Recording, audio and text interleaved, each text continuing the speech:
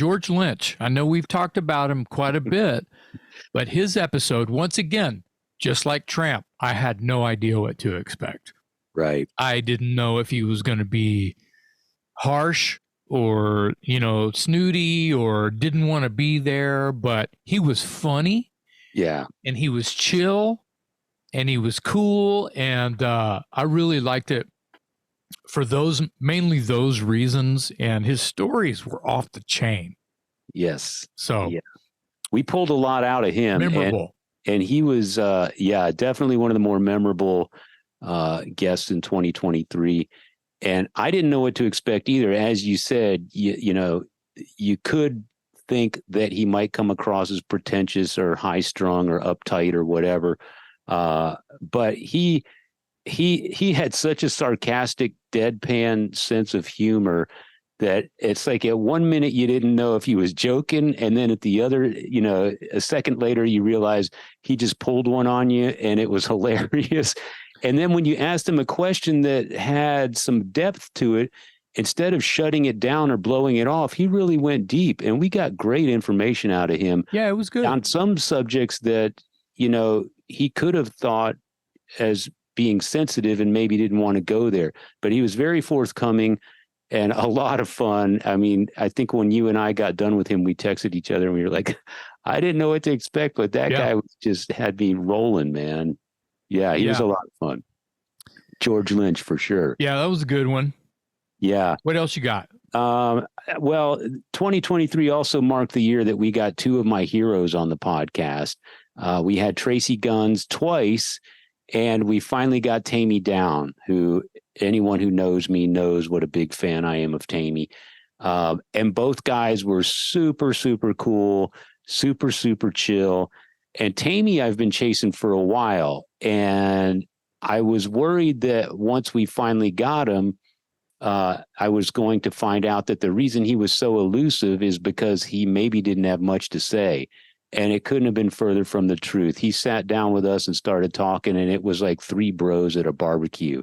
And he was a lot of fun. And he led us to believe that we may very well finally expect possibly a full album of Faster Pussycat material in 2024, because he was hard at work when we had him on the show, mixing tunes and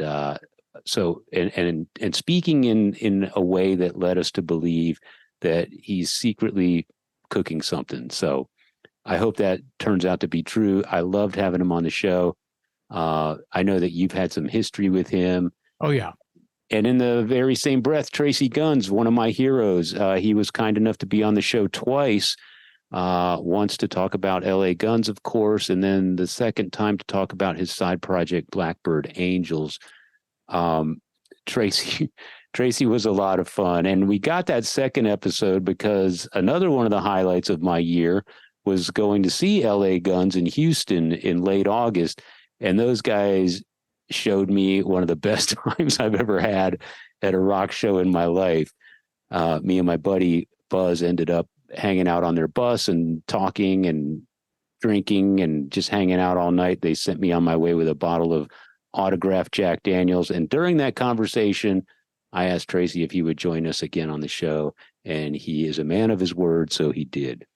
Really enjoyed having him. Well, I'm glad that he is enabling you and Buzz to act like you're 20 years old again. Absolutely. Okay, good. That's important, man. Yeah. We're all busy enough being middle-aged men. It's nice to go back and be a little less responsible and just kind of focus on the rock and the good time and all the guys in LA Guns. Johnny Martin's my boy. He's the guy that kind of kicks things off for me. But thanks to Johnny, I've gotten to know the rest of the guys in the band. What about Sean? You hang with Sean a little bit? I do not know Sean that well. I saw him briefly that night, but I don't really know him that well. He's a guy we need to get on the podcast. He's a good dude. Yeah. We've had his brother on, so we should have him on. Yes. His brother is Jeff Duncan. For those who don't know, Jeff is the one of the guitar players in Armored Saint. And Sean has been around for a number of years and is currently the drummer for LA Guns.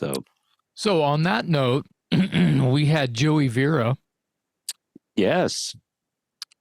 And I think he completed is that right? Was he the last member of Armored Saint? Well, it was a year ago.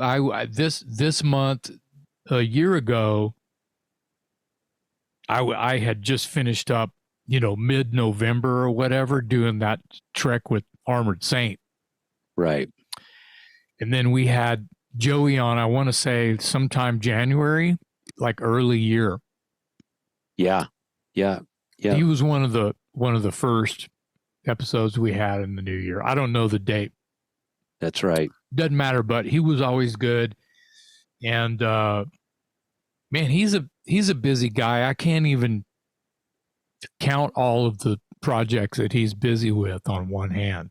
So yeah. Oh, they won't fit on one hand. Right.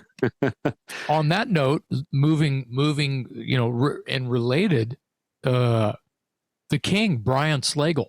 That was awesome. Yes.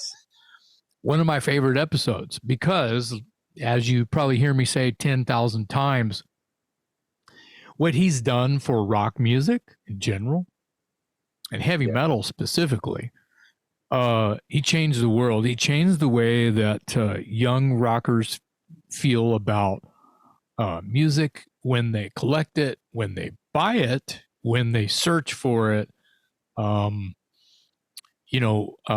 Fanzines and record stores and, posters, posters and records and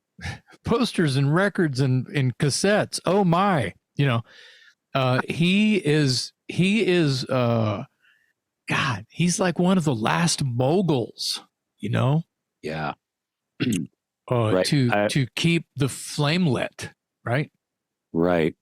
Brian Slagle, of course, the CEO and founder of Metal Blade Records, which we all owe a huge debt of gratitude to that roster. He's the first guy to put out a commercial recording of Metallica.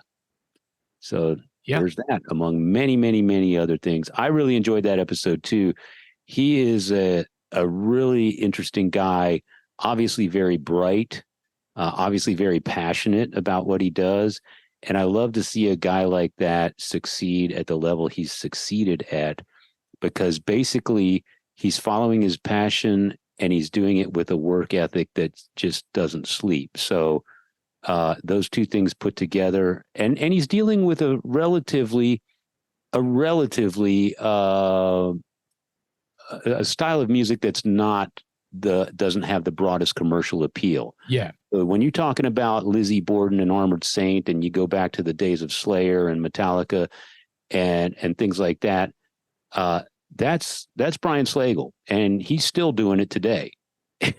And he's done very well for himself, and he's done very well for the bands that he's helped launch. And so what a success story. I learned a lot listening to him and talking to him, and I really enjoyed that episode as well. Yeah, that's got to be one of my favorites for sure. Totally. Yeah. And who goes hand in hand with that episode, since one episode sort of leads to the others, I really enjoyed having DJ Will on the show. Yeah. He was a great guy also. He's one of my oldest friends and was a liaison to Metal Blade Records, as well as helped get a few cool bands signed, and he was on a lot of bands were on his radar. One of the coolest things, to go step back for a second, is when you held up the Johnny Law record and Brian got giddy about it. That was pretty cool. Right. So, you could have done the same thing about Will and talk about Anchor Watt, stuff like that. So, those it was great having those guys on. Yeah.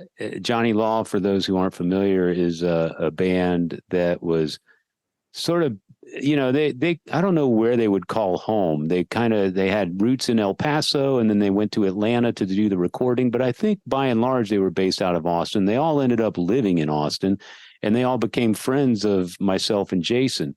And so they were kind of one of the hometown heroes that actually got signed and put out a record you could hold in your hand. And they did some pretty cool touring. And but on the larger scale of commercial success, they really didn't make a huge name for themselves So when I pulled that record out and I showed it to Brian, he was like, "Oh my God, somebody has that!" And then he told us some stories behind it. The record, by the way, was produced by a very young Brendan O'Brien, Yeah. who ended up doing amazing things with Bruce Springsteen and the Black Crowes, and God, his roster. Rick Incredible. Rubin stuff.